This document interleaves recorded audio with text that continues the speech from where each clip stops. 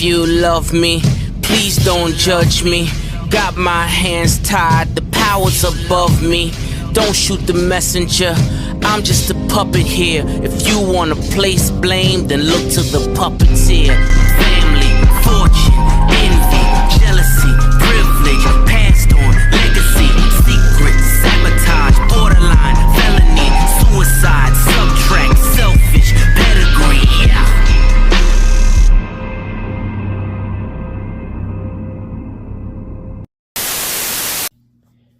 So it's officially the off week for the Cup Series, as the Cup Series is on their 2-week break because of the Olympics. But even though the Cup Series is off for 2 weeks, the show over here goes on over here as we're taking no weeks off. As of course, even though Cup Series is off, there's still some racing that is happening in some other series, mainly series like ARCA West, the Canada Series, and of course F1's last race before their summer break. So let's go ahead and let's put a spotlight on some of these series that honestly kind of deserves more fucking attention than they get. So let's take a look at some of the series this week that deserve more attention. So starting off, we have the ARCA race up at Salem Speedway. I'll just say it, Salem had an amazing crowd there. I gotta be honest, I think the truck series should look at going to get a date at Salem in the future. Like, it's a great half-mile track up in Salem, Indiana. Like, if they can get some safer barriers up on that track and get it up to Cup, Xfinity, or Truck Series safety par, I think it could host a Truck Series race in the future. Like, it's a good track for the truck. It would be a perfect track for the Truck Series. You know, because trucks could maybe use a few more standalone races or maybe expand the schedule a bit. Because Truck Series has so many fucking off weeks on the schedule. Just crazy. But yeah, overall, to this ARCA race, though, is also the debut of Connor Day in the 28 car, taking over for Silwich this week. Even though Connor Silwich could run the rest of the season in ARCA now, because now Silwich is 18 years old. So now he can run on the big tracks. He now has his super speedway license. But to the race itself, it didn't matter what happened at all, because it was the William Sawalich show from flag to flag. And Sawalich dominated the entire race, led every single lap, and dominated at Salem Speedway. Despite Andreas Perez de Lera's best efforts, he just had no answers for Sawalich. And Sawalich goes on and dominates and wins again in ARCA, getting the win at Salem to help the 18 car out for Joe Gibbs in the Owners' Championship for ARCA. Because Sawalich can't run the full season since he's still not 18 yet. But yeah, Sawalich gets another win just because Silwich isn't there. But yeah, Sawalich continues to go on, and Andreas Perez de Lera, his consistency continues on, as now in the ARCA Championship, nobody wants to win. Andreas Perez de Lera seems like the only guy in ARCA that actually wants to win the ARCA Championship. I mean, you look at his numbers, he's probably the only one out of everyone out of full-time drivers that's actually close to being competent and an actual title contender. I mean, just look at his consistency. In 11 ARCA races this year, he's had 10 top 10 finishes in 11 races, with 5 top 5s. Like, I'll be honest, if we're going to have a full-time winner in ARCA this year, it's most likely going to be Andreas Perez de Lera. I mean, he has the speed for it, and he's overdue for a win in ARCA. It's not a matter of if he does, but when. And I think it is coming soon. But yeah, once again, 11 races into the ARCA season, all 11 have been won by either part-time drivers or drivers that can't run the full season because they're not 18 yet. You know? Or maybe Andres Perez de Lera becomes a winless champion in ARCA. All I say is at least the ARCA Championship looks a little bit better than it was last year when Jesse Love was bitch-slapping the field every week. But considering the competition in full-time drivers, that's not really a high bar to clear. Maybe I'll just say this, if Perez does win the title, just remember, you only won it because guys like Sawalich and Hangarani and Silwich couldn't run the full season because they weren't 18 yet.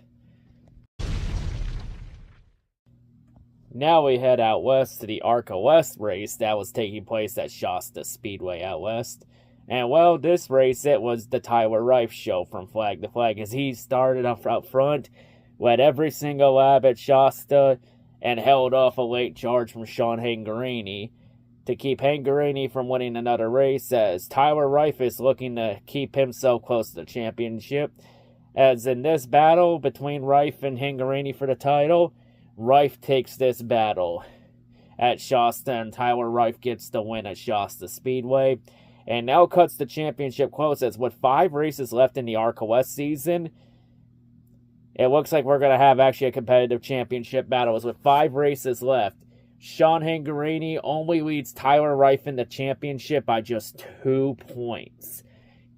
And from what I know at the moment, Tyler Reif doesn't have any sponsorship issues yet that won't force him out of the ride like with Landon Lewis last year. So this time, Sean Hangarini won't have the luxury of being able to coast to a championship because some guy got fucked over because of sponsorship issues. Sean may actually have to compete for a title this year with somebody. All I say is, well, we're about to find out what would have happened. I mean, Tyler Reif this year could be the example of what would have happened last year if Landon Lewis never got fucked over because of sponsorship issues. All I say is, well, Sean, you had it easy last year when Landon got screwed over. This year, not this time. This time, Sean, you actually have to go out there and earn it this time. Can he do it? Or will Tyler Reif prove that maybe Sean Hangarini's ARCA West title championship last year was a Mickey Mouse title? Well, time will tell within the next couple months with 5 races left. It'll be quite an interesting battle. I'll say this, though, if Tyler Reif does win the ARCA West title this year, there will be one certain track promoter from Irwindale that will 100% approve a Tyler Reif championship this year over Sean Hangarini. That's for sure. But hey, to that track promoter, at least Hangarini didn't win today. And this time, the race winner got interviewed here because the track promoter didn't like the winner at Irwindale and Hangarini. But yeah, some crazy shit happened in ARCA West, and we got a good championship battle. Can't wait to see how this folds out in 5 more races. Now we turn our attention to the F1 race in Belgium at Spa, as of course this is F1's last race before their summer break. And Spa actually had a record attendance for this race. Wait a second. So Spa didn't go down the same route as Indianapolis did in the 2000s after that scam job in 2005? And after Belgium's scam job in 2021, they didn't go down the same path as Indy. Honestly, that's a good thing. I'm honestly happy for Belgium, because Belgium's a really good track. It's a fan favorite track. It always produces some pretty good racing. And this race was honestly no exception, as it was really a strategy race, as Leclerc, he started this race out on pole, mainly because Verstappen initially got the pole, but ended up getting a 10-place grid penalty because of an engine component change. Beep. So Verstappen had to start 10 places back in 11th. And Verstappen really could never get his way through the field, as he really struggled throughout most of the day. But yeah, Leclerc got the lead until Lewis Hamilton would take over on lap 3, and he would pretty much lead a good chunk of this race until George Russell was able to get the lead on pit strategy, mainly on a 1-stop strategy, while Lewis Hamilton and almost everybody else committed to 2 stops. As Russell was on the 1-stop, but in the closing laps, Lewis Hamilton was catching him quickly, and we were all dreading. We were all waiting for the George H. James moment from Mercedes.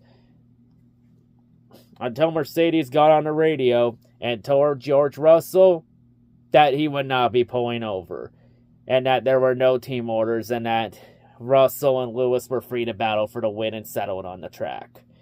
And it was every man for himself. So yeah, in the shocking turn of events, Mercedes didn't screw Russell over it for the finish, as Russell was not forced to pull over. Honestly, Mercedes not giving team orders and letting Lewis and George decide on the track instead of team politics.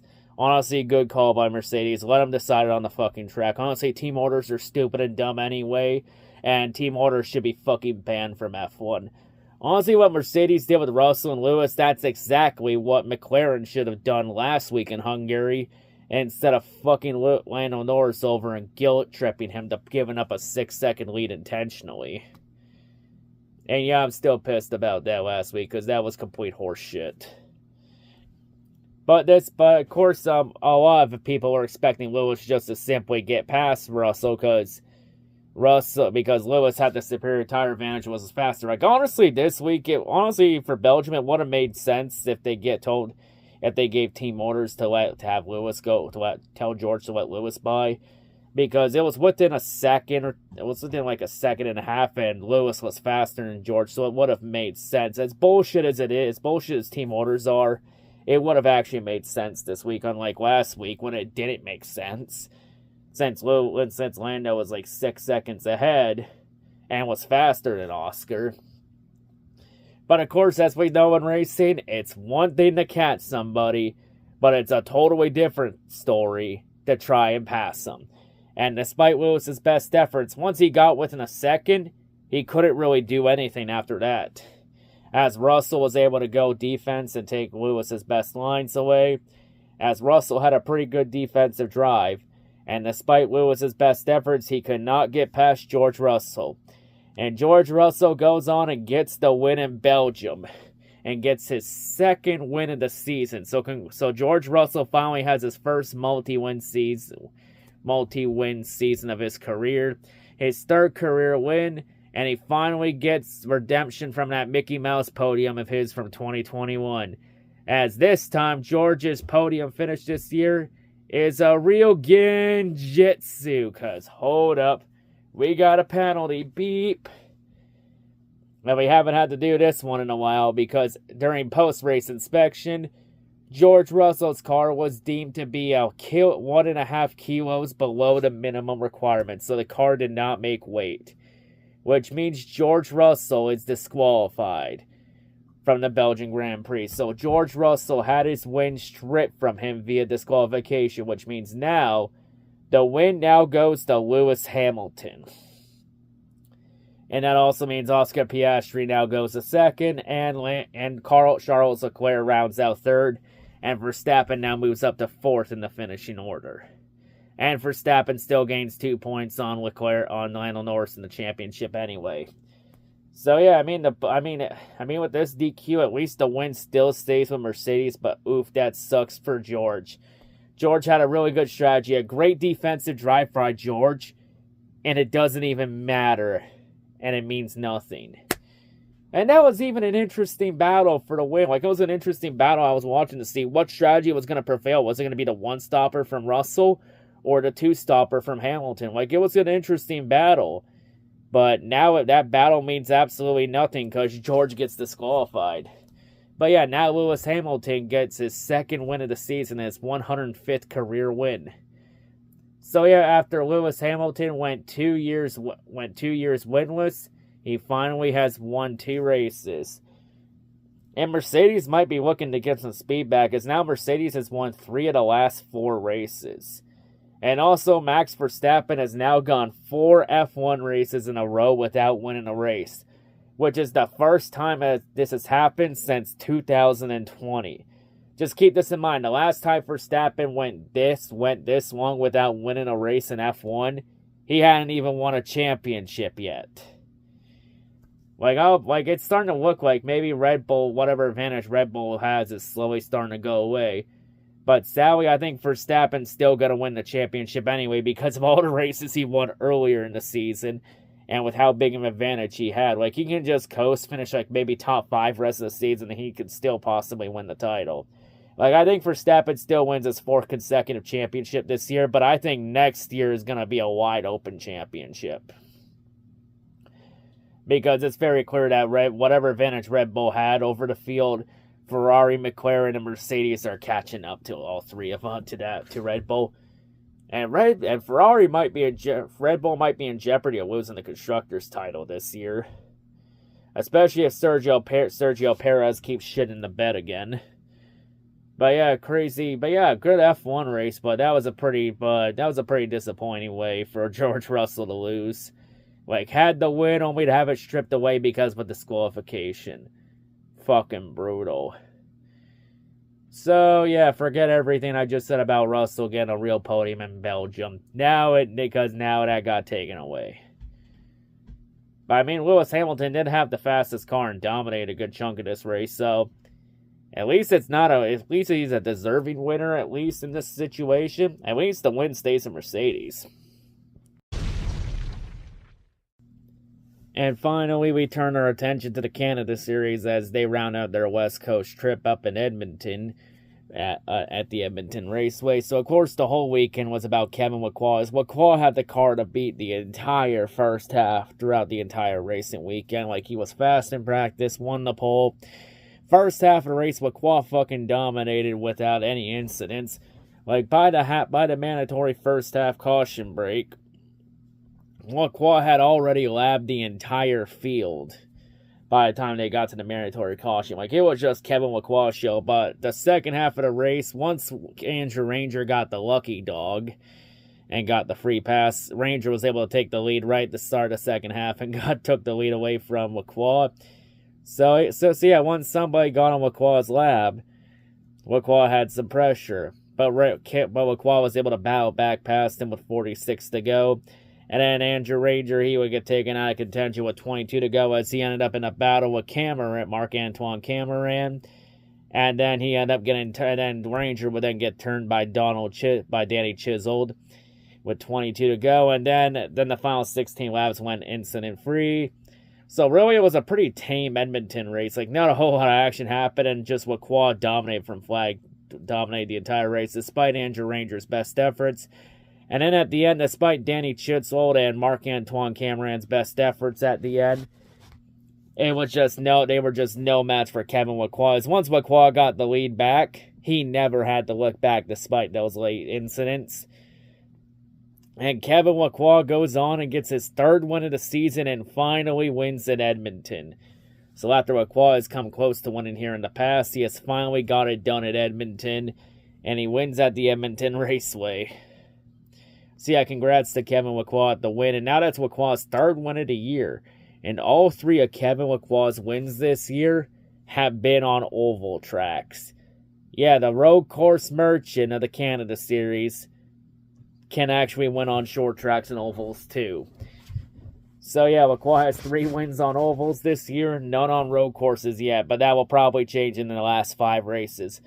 Because, oh yeah, the 3 of the last 5 races are on road courses. And those 3 being the street race at Trois-Rivières, the airport race at ICAR, and then, of course, the Labor Day race at Canadian Tire Motorsports Park, where Lacroix won at 7 times. As, yeah, we're at the last 5 races a year, and, of course, the last 5 races will be in Quebec and Ontario. 3 in Quebec, 2 in Ontario. So yeah, it's going to be an interesting championship battle for sure, as Lacroix has now regained momentum in the championship battle. As Lacroix regains points, and now Lacroix finds himself only 10 points behind Marc-Antoine Cameron for the championship lead. As yeah, Cameron, Ranger, and Lacroix, it's looking like to shape up to be an interesting championship battle, as the top 3 in the championship are only separated by 11 points. As, yeah, even despite Danny Chisoled getting a podium finish in his best career finish, the big 3 of the Canada Series this season still stands tall. As now Cameron, Lacroix, and Andrew Ranger have now all combined to win all 8 races so far this season. So yeah, in the last 5 races, the question is, will those 3 go on and win the rest of the season and we have the big 3 win every race this season? Or will somebody that's not in the big 3 play spoiler and win one of these last 5 races? Probably the latter.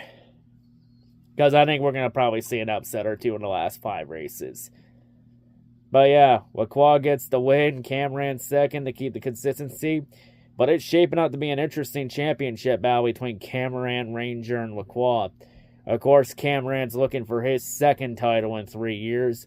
Lacroix trying to find out that championship that has eluded him his entire career. And Andrew Ranger looking for his 4th Canada Series championship. So yeah, and for Kevin Lacroix, it seems like this year he's finally having luck go his way. As Lacroix has been very consistent ever since that season opening DNF. As he's had top 2 finishes. Since that season opening DNF, he's finished top 2 in 6 of the 7 races since the season opener. like 6 top 2s and 7 fit in race in 7 races. That's actually some pretty damn good consistency. The question is, though, can Lacroix keep that up? And is this the year Lacroix finally wins that title? Or will Kevin Lacroix suffer another late season collapse? We'll find out. We'll find an answer to that question in a couple weeks when they head to the streets of Trois-Rivières, Quebec. A race that has plagued Kevin Lacroix the last couple years. I'll tell you right now, if Kevin Lacroix suffers another late season collapse, it will be decided on the streets of Trois-Rivières. Considering Lacroix's terrible luck at that track race the last 2 years. We'll find out for sure, though. As, yeah, this is going to be an interesting championship battle. I'm looking forward to it. Like, I think this championship battle is definitely not going to be like what we've seen the last couple years when the champion just had to start the card in the season finale. I think this time we're actually going to have one go down to the wire. But going to be an interesting championship battle for sure. But yeah, and of course that wraps it up for this recap. As next week, the only things we're covering in next week's recap will be the ARCA race at Elko and then a modifieds race at Lancaster. But anyway, that'll wrap it up here for this little mini recap. But yeah, that's all I got to say. Hope everyone enjoys your off time. I'm out of here.